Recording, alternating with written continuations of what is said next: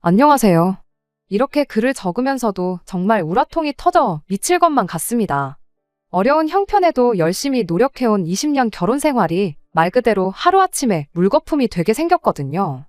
장남이 최고라고 여기던 시어머니도 장남인 아주버님도 모두 문제지만 사실 가장 큰 문제는 다른 사람이 아니고 저희 남편이에요. 그렇다 보니 어디 가서 푸념도 못하겠고 더더욱이 미치고 팔짝 뛸 노릇이네요. 남편과는 1년에 연애 후 결혼을 했습니다. 중매로 팔려나가듯 결혼하는 것보다야 연애 결혼이 훨씬 낫다고 생각했죠. 다른 것보다 남편의 착한 심성 하나가 참 마음에 들었어요.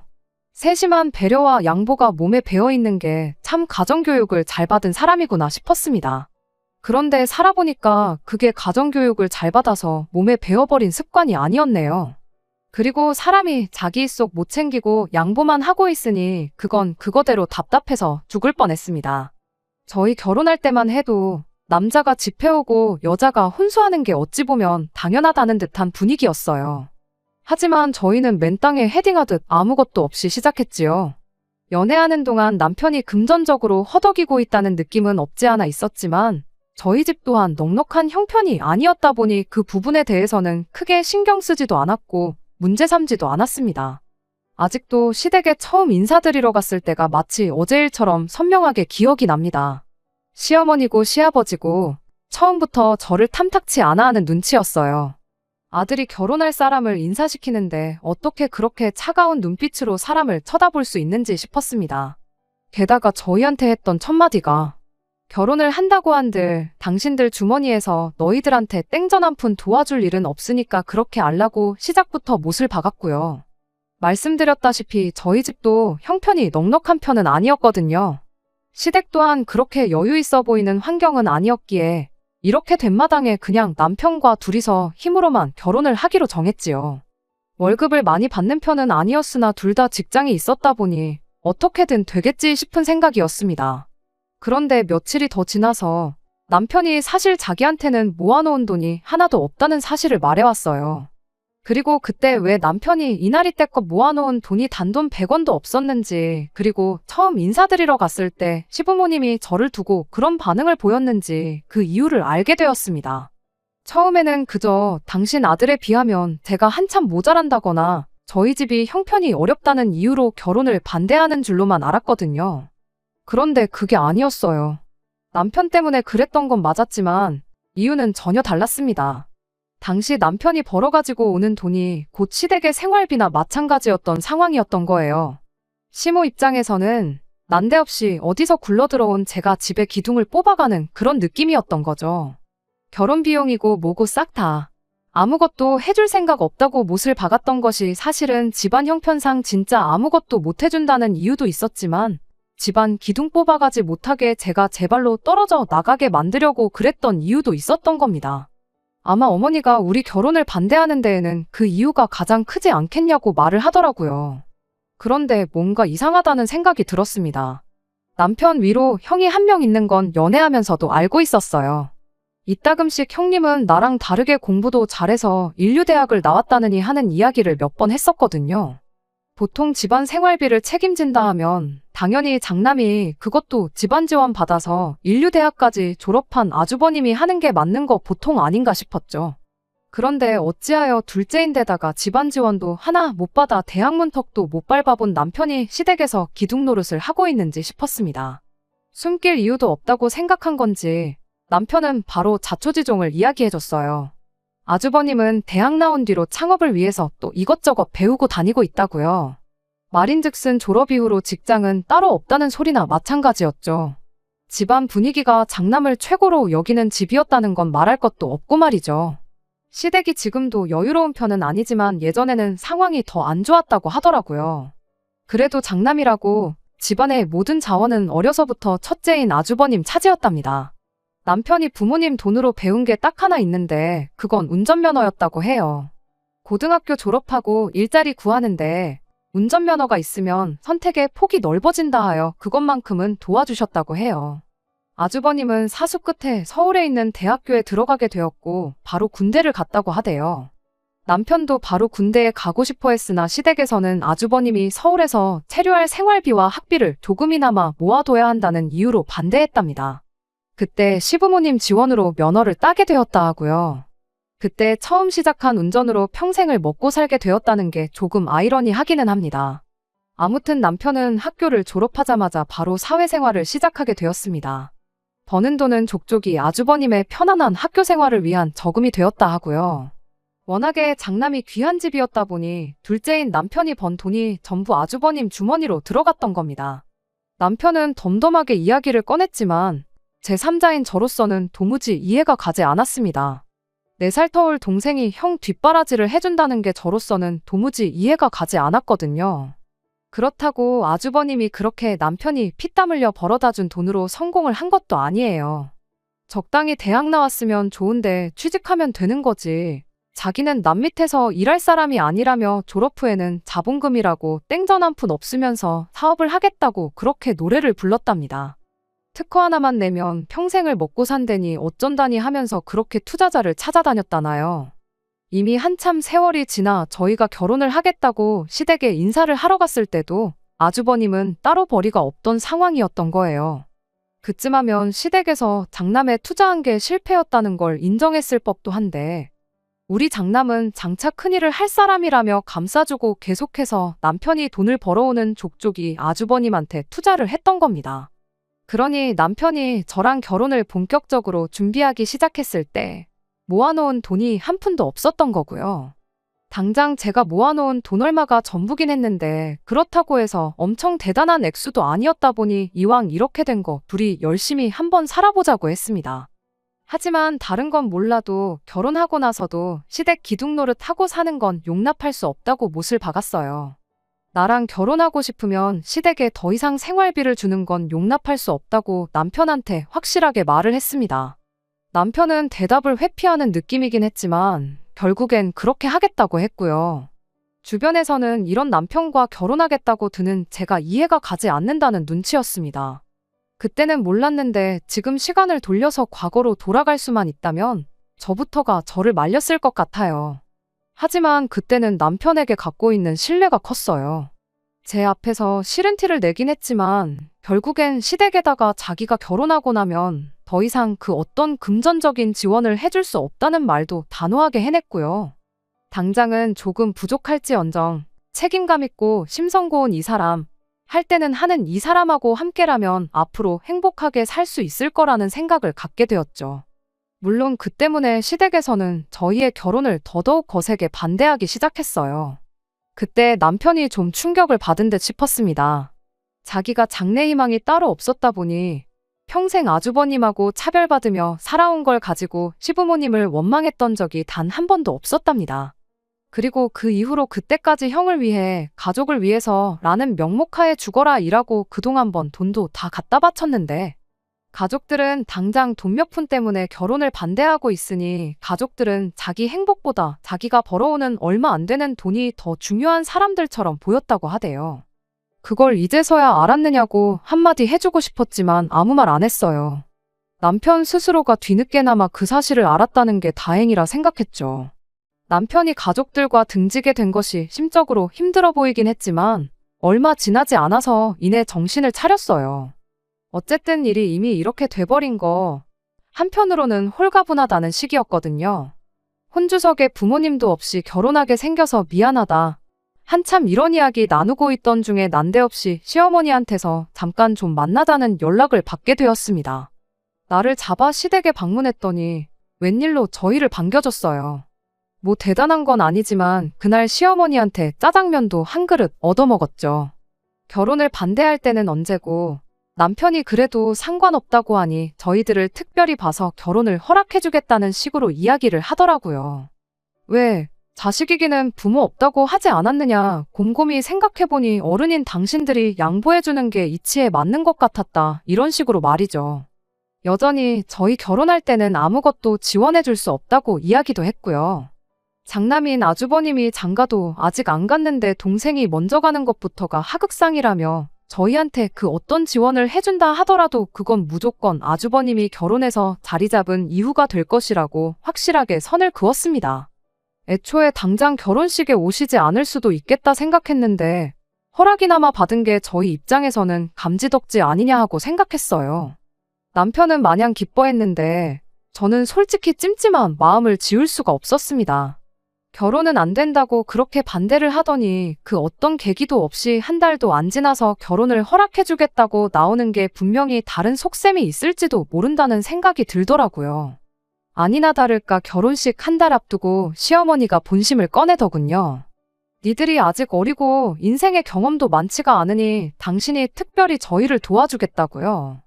우리 애 어디 뭘 도와주려고 저러는 건가 싶었는데 아니나 다를까 저랑 남편 월급을 당신이 손수 관리를 해주겠다고 하시더라고요. 당장 남편이 모아놓은 게 한 푼 없던 가장 큰 이유가 월급이나마 얼마 되도 않는 돈 벌어오는 걸 가지고 당신들 생활비 쓰고 남는 건 아주버님 뒷바라지 해주는데 써서 그런 건 생각도 안 하고 남편이 돈이 없는 이유가 돈 관리를 할 줄 몰라서 그러는 거라는 소리를 하더라고요. 차라리 고양이한테 생선을 맡기지. 이건 뭐 이젠 제가 벌어오는 돈까지 전부 아주버님 뒷바라지 하는데 쓰겠다는 말로밖에 들리지 않았습니다. 그 와중에 남편은 설마 내 돈만 있으면 몰라도 어머니가 당신 돈에까지 손을 대시겠냐며 한번 믿고 맡겨보자는 식으로 나왔어요. 당연히 저는 싫다고 했죠. 전 그렇게 하고 싶거든 결혼은 없던 일로 하자고 했어요. 시댁 기둥 노릇, 아주버님 지갑 노릇이 그렇게 하고 싶으면 혼자서 하라고요. 애초에 저랑 결혼하면서 부모님과 연도 끊겠다고 나왔던 남편이었다 보니 그런 바보 같은 선택은 하지 않더라고요. 그런데 의외로 시어머니 반응이 덤덤했습니다.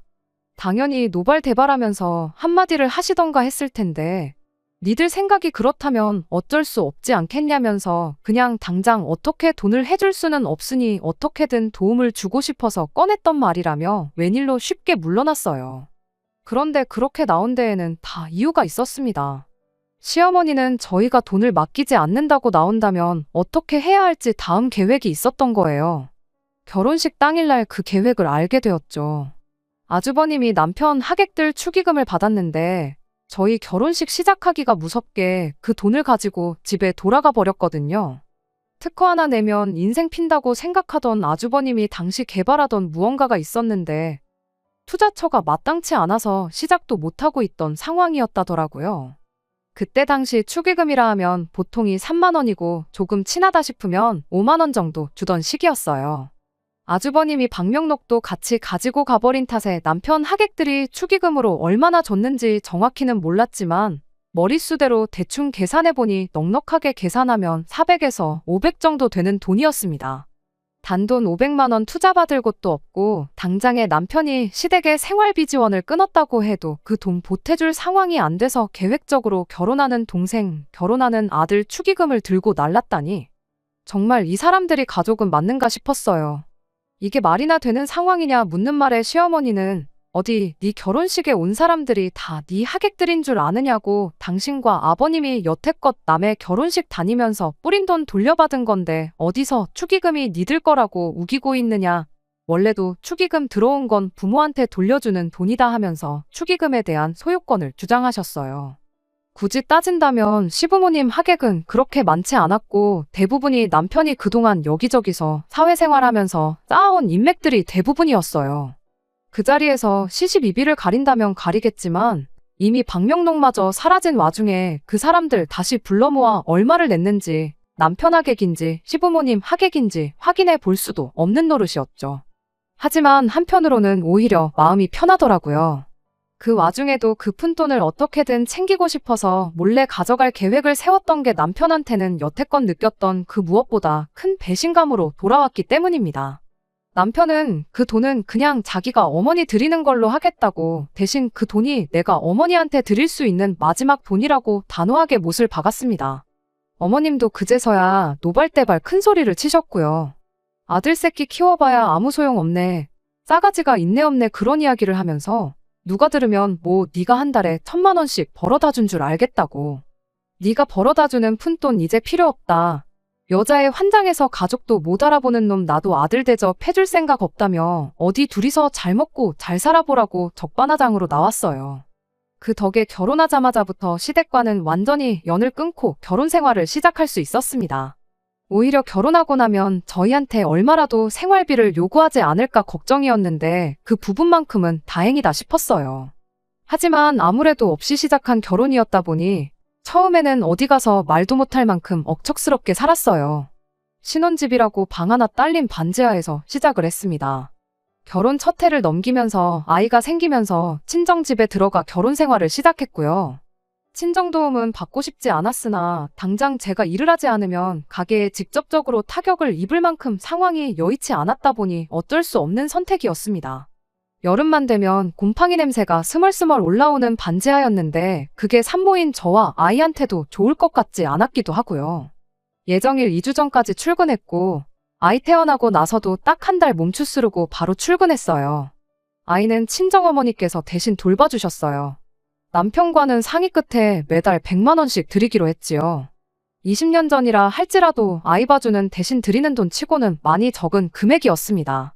친정 부모님께서 저희 결혼할 때 하나 보태주지 못했던 게 마음에 걸리신다며 저희한테 따로 생활비를 요구하신 적도 없었고요. 관리비며 심지어 저희 먹는 밥값까지 하나 저희한테 받지를 않으셨는데 아이까지 봐주시고 100만 원이면 솔직히 얼마 드렸다고 생각하지 않아요. 그런데 이걸 이유로 남편과 처음 문제가 생기게 되었습니다. 하루는 남편이 이 정도 시간이 지났으면 시어머니와 다시 연락을 하고 지내도 되지 않겠냐는 이야기를 해왔어요. 솔직히 내키는 이야기는 아니었습니다. 아이도 태어났는데 아이가 자라면서 외할머니, 외할아버지만 있는 게 아니고 친할머니, 친할아버지도 있다는 걸 알아야 하지 않겠느냐는 이유였지요.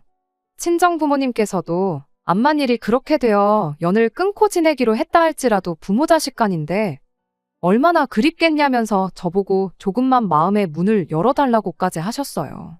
남편 말 맞다나 우리 아이한테도 할머니, 할아버지에 대한 존재를 숨겨야 할 이유가 없다고 생각했기에 결국 그렇게 하자고 했지요. 그 후로 며칠 지나지 않아 시댁과 연락을 하게 되었어요. 아무리 장남이 귀한 집이라 해도 3년 가까운 시간 동안 연락 한 통 없이 지냈다 보니 둘째가 많이 그리웠나 본지 시부모님은 저희를 반갑게 맞이해 주셨습니다. 특허를 내겠다고 졸업 후부터 10년 가까이 허송세월 보내던 아주버님도 남편의 경제적인 지원이 끊기고 시댁에도 돈이 떨어지게 되니 어쩔 수 없이 사업 욕심을 버리고 직장을 구했다고 하더라고요. 시댁은 아주버님이 벌어오는 돈으로 생활을 하고 있다고 하고요. 이제야 드디어 아주버님도 정신 차리고 장남 노릇을 하고 있구나 싶었어요. 적어도 2번 다시 남편 돈으로 아주버님 뒷바라지를 해주겠다는 말은 나오지 않겠구나 안심이 되었습니다. 우여곡절이 있었지만 다시 정상적인 가족이 되었구나 생각했는데 다시 시댁과 교류를 하게 된 지 단 2달도 안 돼서 일이 터져버리고 말았어요. 하루는 정말 뜬금없이 시어머니가 저에게 전화를 걸어와서는 친정에는 그렇게 돈을 퍼다 주면서 시댁은 나 몰라라 하면 안 된다. 양가를 똑같이 챙겨야지 사람이 그러는 거 아니다 하면서 역정을 내기 시작했어요. 분위기를 보아하니 남편이 시어머니한테 저희가 친정에 매달 100만 원을 드리고 있다는 이야기를 했다는 걸 단번에 알 수 있었습니다. 하지만 돈을 드리고 있다는 이야기만 한 것 같아 보였고 정작 왜 돈을 드리고 있는지 중요한 건 빼먹은 것 같아서 제가 시어머니한테 설명을 드렸어요.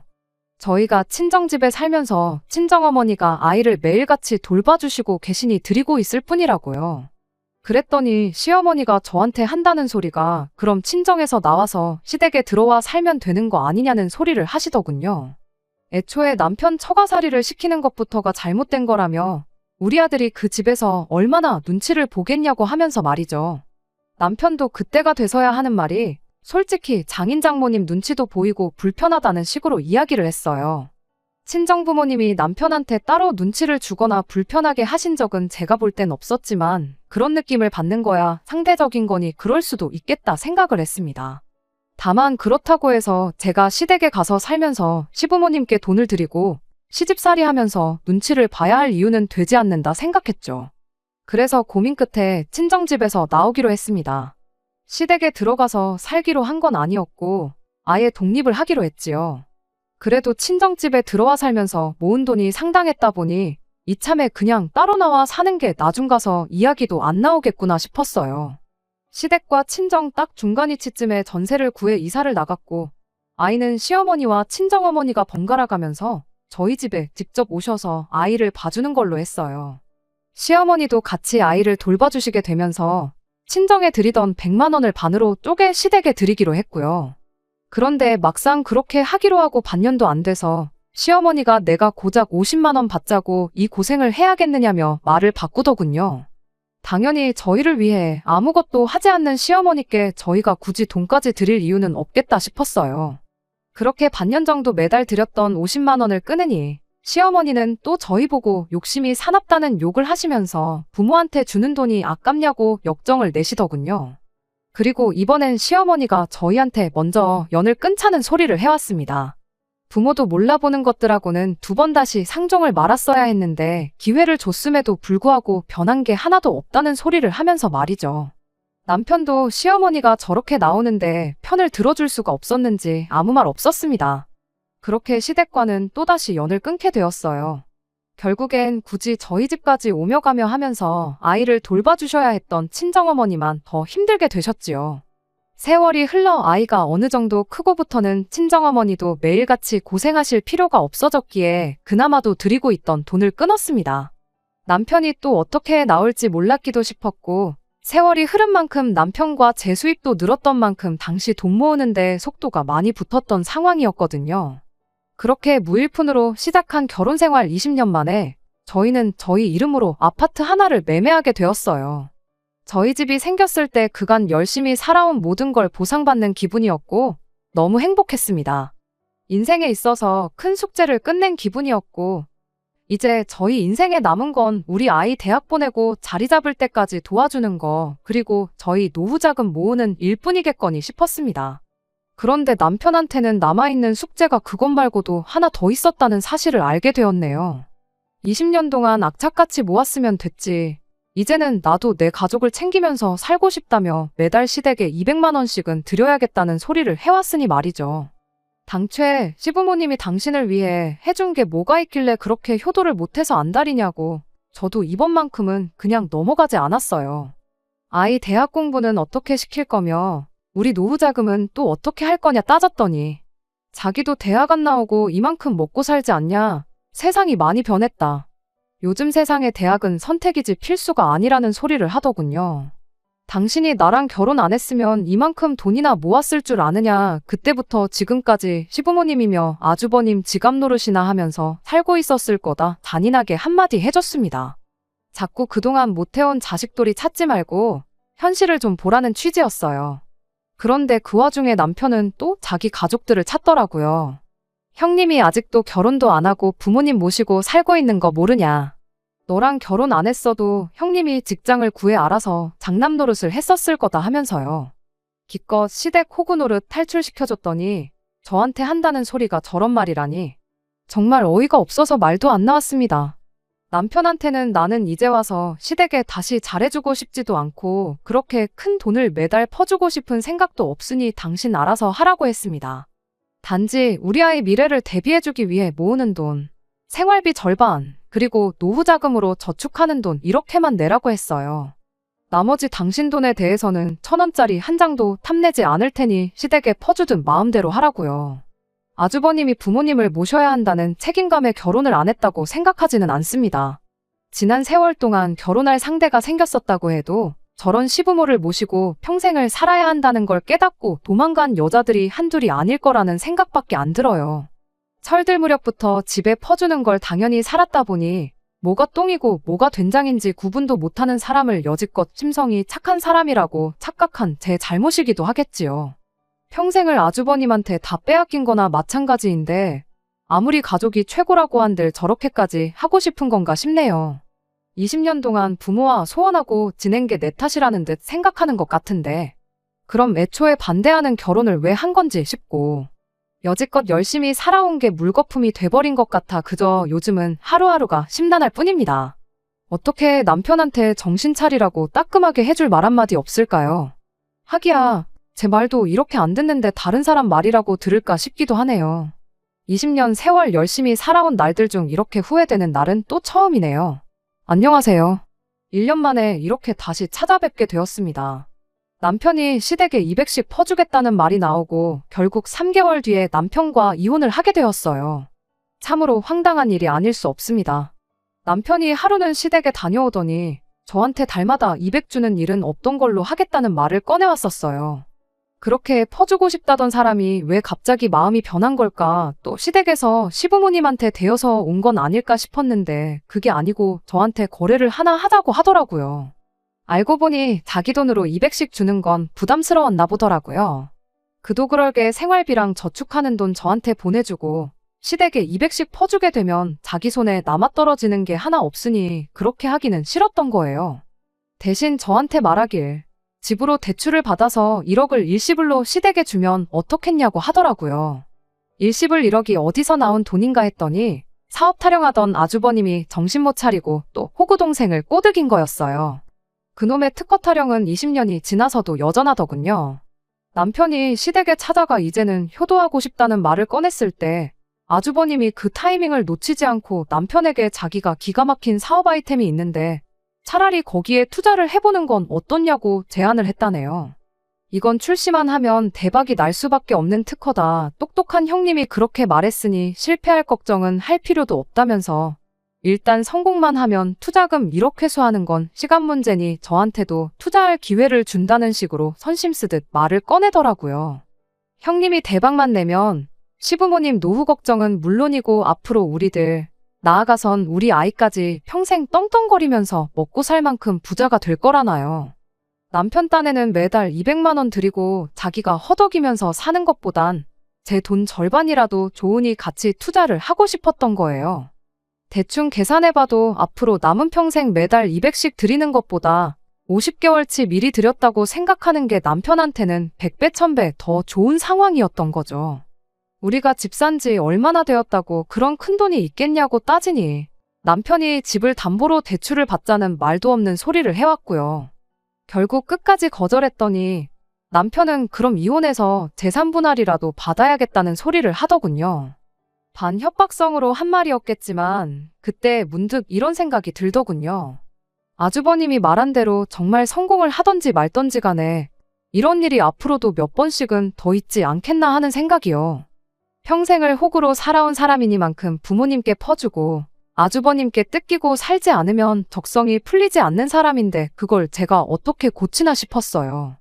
20년 세월, 중간중간 다시 연락을 했긴 했어도 대부분의 세월을 연을 끊고 살아왔는데도 불구하고 뭔가 여유가 생길 때마다 가족들한테 퍼주고 싶어하는 사람을 고칠 방법은 없다고 생각했고 결국 저는 남편의 이혼하자는 말에 그렇게 하자고 대답했습니다. 평생을 노력해서 갖게 된 내 집을 정리하고 싶은 마음은 없었다 보니 친정 부모님 집을 팔아서 재산 분할을 해주고 이혼을 했고 친정 부모님은 저희 집에서 같이 살기로 했어요. 그렇게 20년 결혼 생활을 허무하게 정리하게 되었습니다만 결과적으로는 잘 된 일이라 생각합니다. 얼마 전에 남편이 제 말을 들을 걸 그랬다며 연락을 해왔거든요. 아주버님이 남편 돈이며 시부모님 돈까지 털어먹고 잠수를 타버렸대요. 지난 20년 동안 자기가 부모님을 모셨으니 이젠 네가 모실 차례 아니겠냐 하고요. 누구 돈으로 공부하고 대학까지 졸업했는지는 아주버님한테는 중요한 게 아니었나 봅니다. 그간 사업하고 싶었는데 동생이 부모에 대한 지원을 끊는 바람에 자기가 부모님을 책임져야 했던 게 억울했다네요. 그래서 이번 기회에 시부모님 집담보로 대출받고 동생 이혼시켜서 재산분할 받아온 돈을 빼돌려 자기 자유를 찾으러 간 거예요. 남편은 이제 부모님도 그렇고 자기도 그렇고 오갈 곳이 없어졌다고 제발 그간 살아온 정을 봐서라도 자기를 다시 받아달라고 자기 좀 살려달라는 연락을 해온 거고요. 싫다고 거절했더니 그 와중에도 그럼 자기는 괜찮으니까 자기 부모님 머물 방 한 칸만 내달라는 소리를 하고 있더라고요. 당신 부모님이 아니라 당신만 혼자 돌아오겠다고 해도 싫다고 확실하게 거절해주고 남편과의 20년 인연의 종지부를 끊었습니다. 여태 살아온 정이 있으니 걱정이 안 된다면 거짓말이겠지만 그런 남편 다시 받아줬다간 제가 제 명에 못 살 것 같아 확실하게 마무리를 지었어요. 심성이 착한 사람 만나는 건 좋지만 착하기만 한 건 장점이 아니라 미련한 거라고 생각해요. 부디 우리 아이가 남편의 그런 점을 닮지 않았으면 싶습니다. 끝까지 들어주셔서 감사합니다. 오늘의 사연은 여기까지입니다. 구독과 좋아요, 알람 설정 부탁드리고 더 좋은 사연으로 다시 찾아뵙겠습니다. 감사합니다.